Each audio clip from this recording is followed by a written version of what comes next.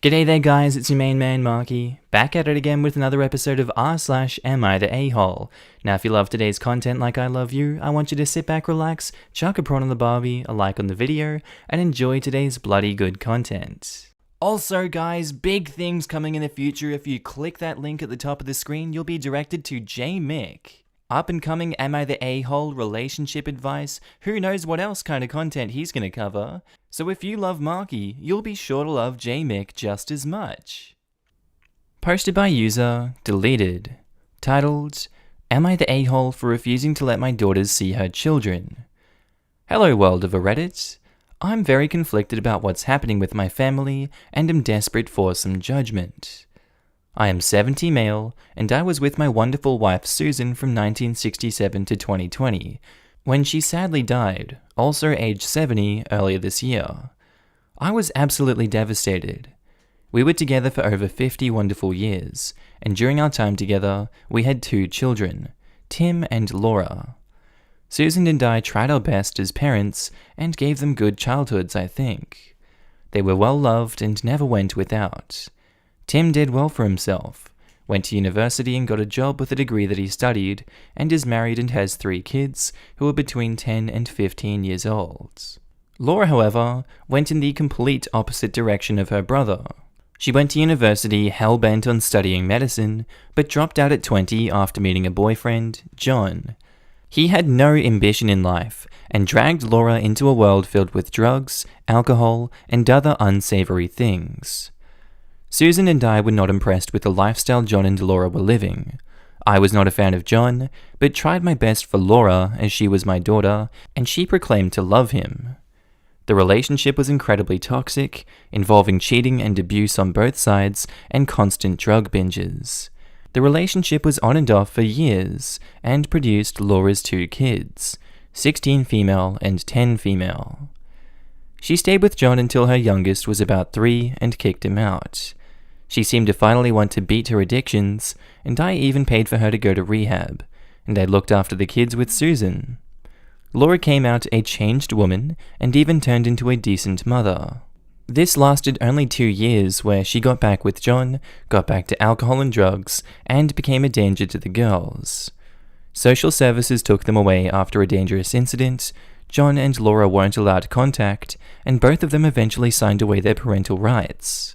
Susan and I became the girls' guardians. Both my granddaughters were traumatized, but Susan and I tried our best.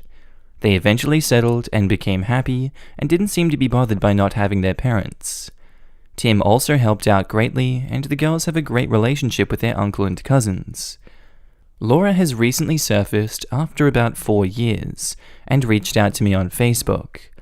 I learned John had passed away. She went back to rehab and even has a stable job and is living with a trusted friend. She also wants to see the girls. I told her I was happy she got back her life, but that she really messed up as a mother. I talked to the girls, and the oldest downright refused to see her, and the youngest cried at night when she learned her mother was back and doesn't want to see her mum. I told Laura that the girls didn't want to see her, and I was sorry. She has since called me an a-hole and says I'm refusing her children. Tim says Laura is the a-hole as she chose drugs and drink over being a mum. I'm really conflicted by all of this. I'm just an old man and I don't want to upset anyone. Edit, the youngest cried and doesn't want to see her mum. I never once lied to her and said her mum didn't want to see her. You're not the a-hole in this situation. She, as the mum, is the a-hole. She did indeed choose drugs and drink over being a mum. As hard as that decision was for her, she did make that decision in the end. You are not the a-hole for looking out for the best interests of those kids. They said they don't want to see her. You seem to be taking a stance to defend the kids. That's admirable. She needs to learn boundaries. She needs to learn how to respect you as a parent, as her parent, and as now the guardian of her kids. That's simply unacceptable behavior, and that's all I have to say. OP, not the a-hole. Laura made her bed and now has to lie in it. Social services don't just take away your kids for no reason. You were doing what you believe is right for your granddaughters, and you even asked them what you wanted. You sound like a loving grandpa. Agreed. They are really lucky that you continue to care and advocate for them, not the a-hole OP. Plus, social services don't just swoop in and take the kids. They must have majorly screwed up to not be allowed any contact. Whatever they did, it's probable that they put the girls' lives in danger. Not the a-hole, these poor girls are probably traumatized, and I'm glad they have OP. Please consider therapy for them. The youngest one crying like that shows how fragile those poor girls still are. Yep, not the a-hole. And once she had her rights terminated, they were no longer her children. The fact that OP asked his granddaughters if they wanted to see their mum was a courtesy he didn't need to provide her. And there is no point asking if you're not going to respect their wishes. Social services tries to work with the families if they can. Keeping families together is usually the most beneficial outcome. Whatever transpired must have been terrible. You cannot risk the children's mental health by exposing them. 16 is well past old enough to make a decision, and my heart breaks for the 10-year-old. Her strong reaction sounds like she's still traumatized. She needs help. They both do. I wasn't inclined to call the daughter an a-hole, as cleaning up and getting your life together is a big deal. Wanting to see your kids is natural, lashing out and feeling entitled to them, not respecting their wishes after the crap she put them through, is a real lack of growth. Not the a-hole. I'm sorry for your loss. You and your wife have done a wonderful job with these girls. Take care of your family and yourself. Not the a-hole. It's up to the girls, and they've made their choice. Laura doesn't get to waltz back into their lives whenever she wants and make demands after what she put them through. You were doing the right thing. She also signed her parental rights away. She has no leg to stand on. The only way she gets to see her daughters is if they want to see her, and they are adamant about not wanting that. She can demand all she wants, but she's a bit too late. Agreed, totally not the a-hole. While the girls weren't lucky in the parent department, it seems they were very lucky with loving grandparents and extended family.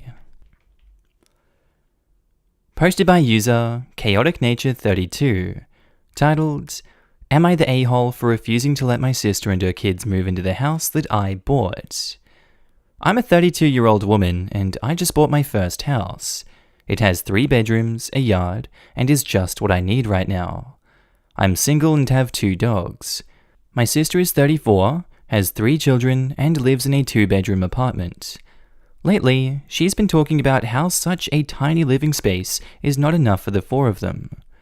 When she got to know about the house that I'd bought, she became very upset and told me I was being wasteful as I'm single and don't have kids and therefore don't need such a big space. I reminded her that what I do with my hard-earned cash is none of her business. She went on to complain to our mother about how selfish I was being. Yesterday evening, I got a call from my mum telling me I shouldn't let my sister and her kids move into the house. My house.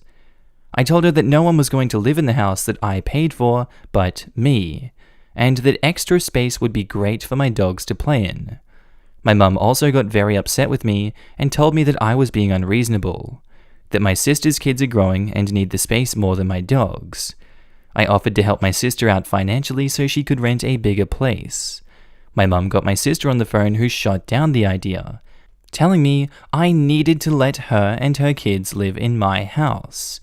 When I refused again, she very generously suggested a compromise.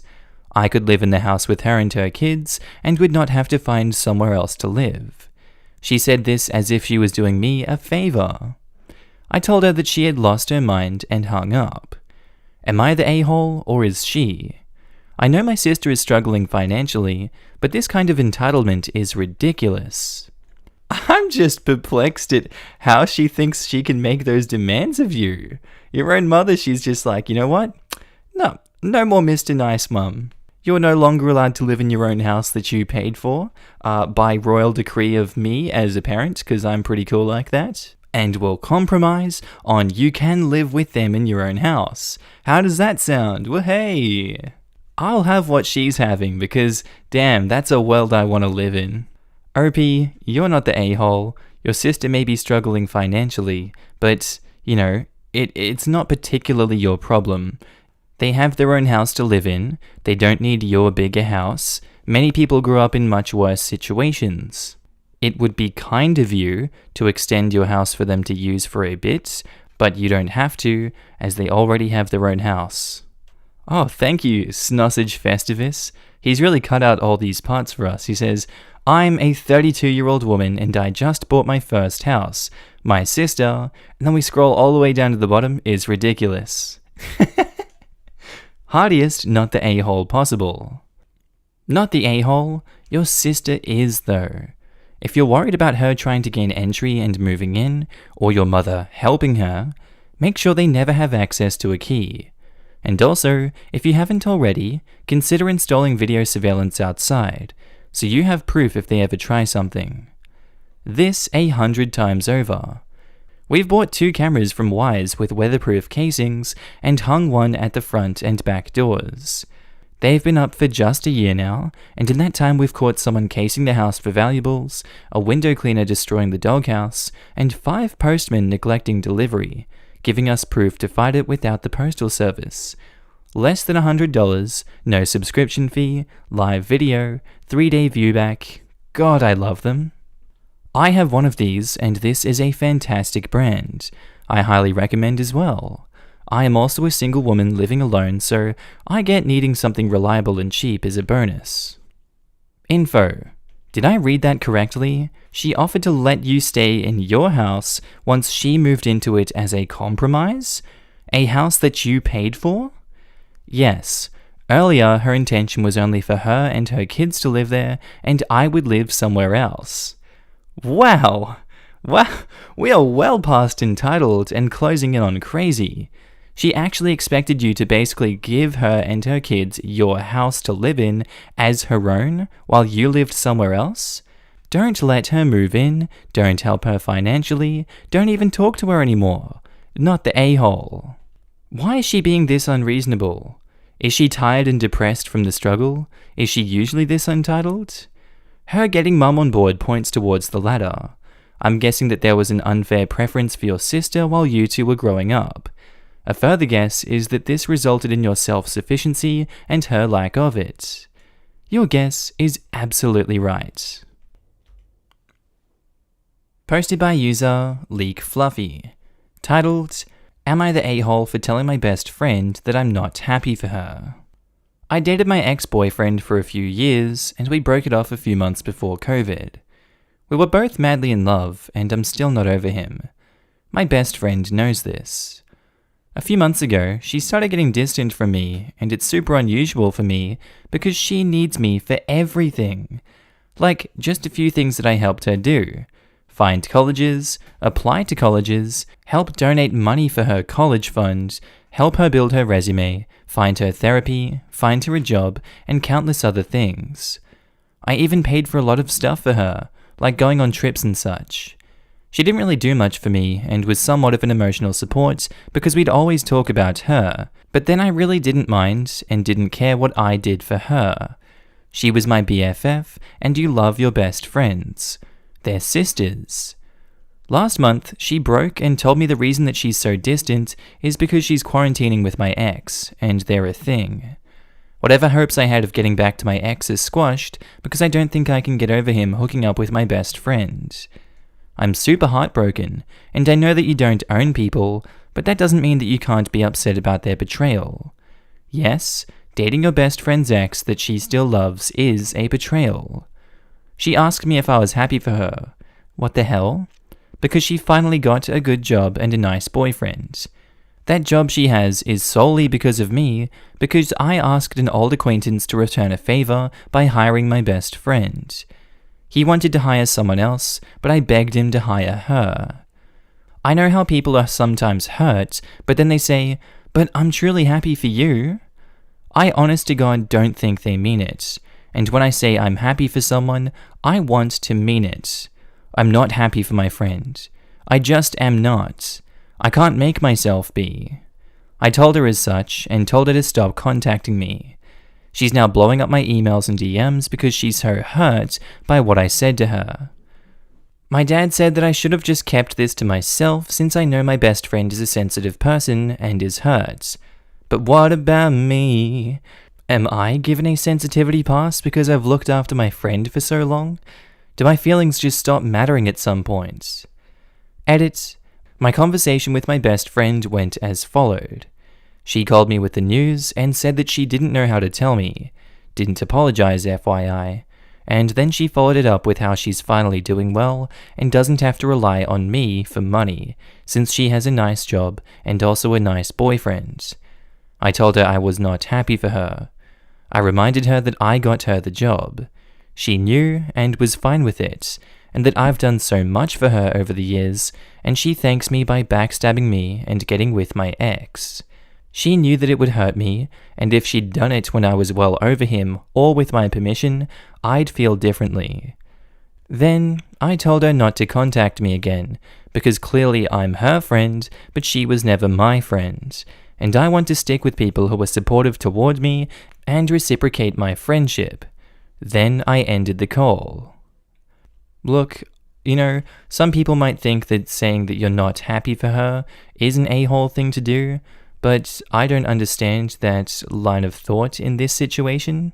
It's not pretty getting with the ex of someone that you're best friends with when you know they still have feelings for them. I mean, I feel like you should have a bit of self-control in that situation and not get into a relationship with that ex. That seems like a very respectable thing to do, in my opinion. So this best friend is being very, very much not respectable to her friend and kind of screwing her at every avenue, not being truthful about it straight up, hiding things from her when she's been relying on OP for like everything. I feel like, for the time being, it's for the best that she ended the call and ended the relationship with her friend. That's not a healthy dynamic to have, and I don't blame her for doing so. Sometimes you just need time to yourself. So, OP is not the a-hole. With literally billions of us here, it's pretty easy to not date the one person your best friend has feelings for. Exactly this. The reason she dated your ex is that she's an emotional vampire. She didn't need you to do all the things for her logistically. She just needed you to give to her. Now you've given her her last thing. Move on and take this as a painful lesson. Don't give to people who don't give back. Not the a-hole. Emotional vampire? Haven't heard this one before. Oh, I have. They drain your energy and your sanity. And for you, What We Do in the Shadows fanboys, Colin Robinson. He's stealing your emotions and your energy. Most definitely not the a-hole. That's pretty messed up, especially considering how little time has passed and how much you've done for your friend. You don't have to feel any particular way about it, just feel how you feel. If you're upset, which I'd say you have every right to be, then just be upset. You are your own person, and you're allowed to feel however you want. You don't owe anyone anything. I genuinely hope you can heal from this situation. That absolutely sucks. And to be clear, healing from it doesn't necessarily mean you have to be okay with it, nor be happy for either of them. I think that friend maybe has some issues. This seems like something deliberately done to hurt OP. She doesn't act like a real friend. Based on the info, I would definitely agree. Her message about, "Are you happy for me?" seems very pointed and like it's meant to almost rub it in OP's face. Yeah, exactly. The whole, "Are you happy for me that I finally have a boyfriend?" is so obvious that she was hoping OP would feel bad about it. I don't know why some people feel the need to do this to their friends. Aren't you proud of me? In these situations, so obviously shows how she's trying to play it off like it's totally fine and okay to do. Posted by user Fasay, titled, "Am I the a-hole for walking out of the hospital after hearing my wife's diagnosis?" I, 33, get a call from the ER on Friday saying that my wife, 32, drove herself there because of searing pelvic pain. I'm on a business trip until Saturday, but I drive back in time to be there Saturday morning before she woke up. A while after she wakes up, the doctor comes in. My wife says to stay with her, so I say okay. He takes a deep breath and said that from the transvaginal ultrasound and CT scan results, she has ovarian cancer. My wife starts sobbing, but at first I stay still because I don't even know what to make of it. My wife asks what that means for her, and he says that she'll at least need a full hysterectomy, and they'd have to remove the fallopian tubes as well as the ovaries. That news jolted me from my chair, because the doctor was effectively telling me that she wouldn't be able to have kids after this, and after years of work, I thought we'd finally have a family. I'm overwhelmed with emotions of anger. Not just anger at that disease, but pent-up anger from the fact that I'd begged her to have kids since we were 26, but she refused for her career. And now, instead of becoming a real family, I didn't even know if she would remain the woman I married, whether the last picture of us together would be the last time I'd remember her looking beautiful, young, and carefree. Because the wife I saw in front of me was already a different person. My wife started to grab my hand and say, "We'll fight this, and we'll adopt." But I shook my head and turned to walk out the door. I still had my suitcase in the car, so I drove to a hotel, because I didn't know if my wife was going to end up being discharged or what. At the hotel, I was at least able to get out of my reactive mode, but I was still so disappointed that our dream of a family was over. I finally was able to get a grasp on all of my emotions and feel more like my normal self in that I knew exactly what I felt about every aspect and how I would react to it from here on. I get a call from my mother-in-law saying that if I was at a hotel or wherever else, I should just stay there. Am I the a-hole for walking out? I admit it was done on impulse, but this diagnosis just sliced my life and my wife's life wide open. I wasn't going to expel the cancer if I stayed that night, but I did at least make myself aware of my situation. And I feel I have a right to be angry that my hope of biological kids, the only kind I ever wanted, is rapidly fading away. You know what, OP? It seems like you've shown your true face in all of this. And I'm sure it hurts that for 6 years she's not wanted to have kids with you and she's been focused on her career. But it kinda seems in that department, you guys weren't a match. Hindsight is of course 2020, we can't change the past, we can't control it, we can't control the future, we can only control how we react to things. And you reacted in possibly the worst way possible. I don't think there is much recovering from this. I wish you the best of luck in salvaging this situation. It sounds like this relationship is over though. I think you've checked out, I think you've made it very obvious you've checked out, and I feel really bad for your wife, and I hope she gets through this. Oh my god, your wife deserves far better than you. You're the a-hole. This is not about you or your feelings. No one preempts cancer. No woman should be forced to have children earlier than she's ready to just fit into someone else's grand master plan. The fact that you don't see her as the person you married when she is more than just an incubator and a baby-making machine is deeply troubling. You should go back and grovel and support the hell out of her, because the vows you made were in sickness and in health. Stop being a wet ham sandwich of a man and be a decent human being. He should not go back. Cancer patients have a better success rate and recovery if they are surrounded by positive influences around them. My mother had that operation, and it took years to heal internally. This high-stress situation revealed his true character, and I honestly see no coming back from this. What's there to excuse? Sorry that you ruined my hopes of a real child because you got cancer?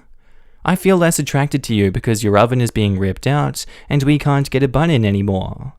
Not the positive influence OP's wife needs, and I doubt he has anything more to offer her than seeing her as a baby maker.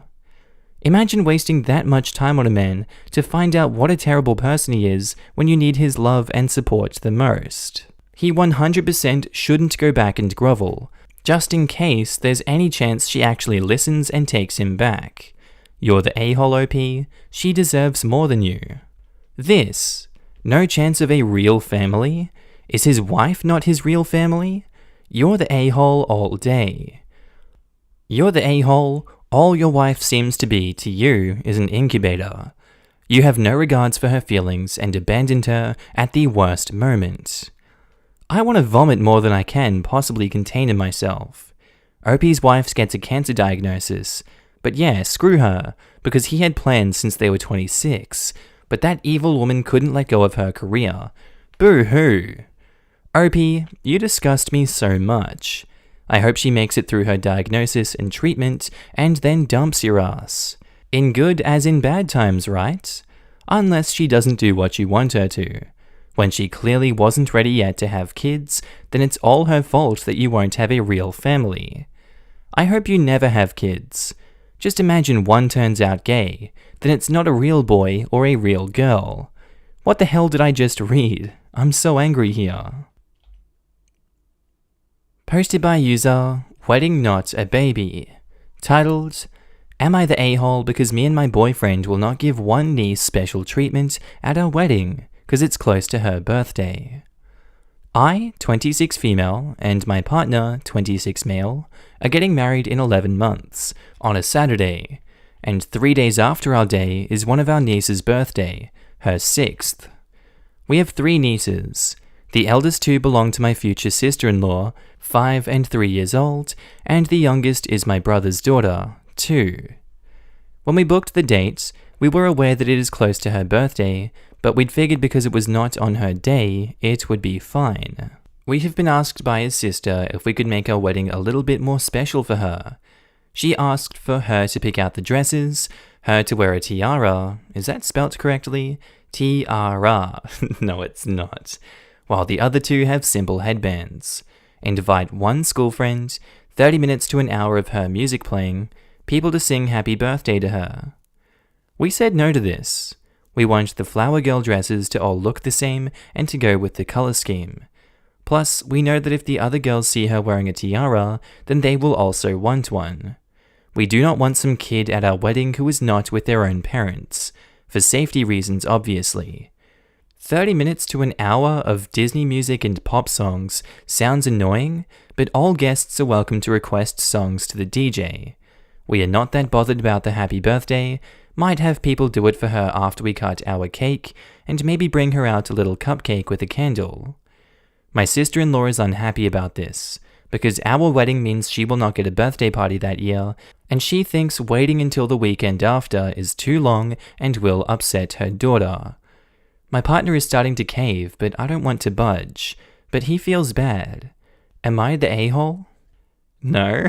What? It's your wedding, you don't have to cater to this little girl's birthday. You booked it long enough in advance that she still gets her special day 3 days later. She has enough notice. This is another case of r/entitled parents. The mother is the only one bothered by this. The mother is the one making it a big deal to this girl. If she just told the girl, okay, we're going to a wedding, and then your birthday party is 3 days later, the kid genuinely wouldn't care. It's the mum putting the idea into the kid's head here. She's the only one that cares, and now she's making her daughter care. That's malicious and disgusting behavior, and OP is right for clapping it down. Come back to reality, hun. OP not the a-hole. Are you serious? A school friend? And half an hour of her own music? Picking her own dress? And a tiara spelt correctly? What the hell? They're kidding, right? They have to be. It's your bloody wedding, not some party they can arrange to their liking. It's your wedding. If they're that bothered, tell them they can have their own party in their own home because they're not welcome at your wedding. Jesus, I've heard of people pulling some petty crap at weddings, but this is unbelievable. And your fiancé is starting to cave? Tell them to pee off. I wouldn't want them anywhere near my wedding. They sound obnoxious. I think my sister-in-law didn't think of it as that big of a request because at her wedding she had children's entertainers for the kids. So by her logic, if she can do that, then we can do this. It's a ridiculously big request. It's a huge imposition. She's 6. 6! You can't command someone's wedding because it's your daughter's birthday the next day. At this rate, they'll be expecting Disney World to allow her exclusive access for her 10th birthday. They'll probably try to combine OP's anniversary and the daughter's birthday every year at this rate. They'll say some crap like, it's not fair you two are getting a fancy dinner for your anniversary when my daughter's birthday is in 3 days. God damn. Their 10th anniversary is going to coincide with this child's sweet 16th. How dare they plan a romantic getaway when the social event of the season will demand their presence? I am the worst aunt ever. People will boo me and leave dog poo on my doorstep. For the record, I don't for a moment consider you a bad aunt. Your sister-in-law, on the other hand, sucks. And by sucks, I mean she could suck the holes off a golf ball. I'm still quite cross by the sheer arrogance of the woman and her demands. I'm amazed anyone can be so thoughtless about someone else's wedding. Not the a-hole. Holy entitlement, do not cave. Do not give in. None, and I mean none of those demands are reasonable for your wedding. This is you and your fiancé's day. Not that child's. It's not even on her actual birthday. She can do all those things at her own party. Also, the cupcake thing would be cute, but wholly unnecessary in my opinion. She may be young, but she's plenty old enough to learn the word no, and to not always expect to get her way. It sounds like the issue is equally or more so with her mother, but if you give in, nothing will ever change, and she will surely grow up to be an entitled, spoiled person.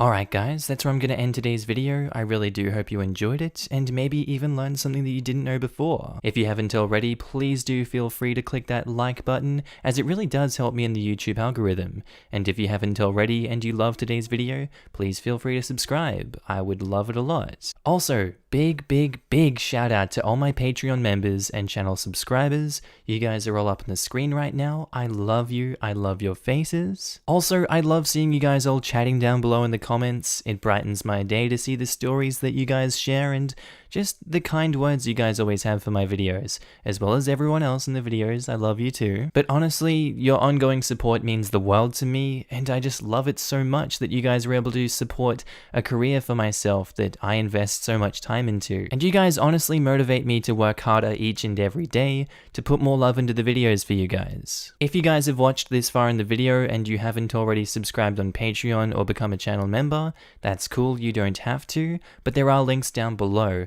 You can donate any amount of money, pledge that any month, cancel whenever. I'm completely cool with it. It's just there for you to support me if you'd like to go the extra mile. And I'll go the extra mile for you guys by putting out new amazing content every single day. With that said guys, I really hope you have a good day, night, sleep, bath, time at work, whatever you're up to today.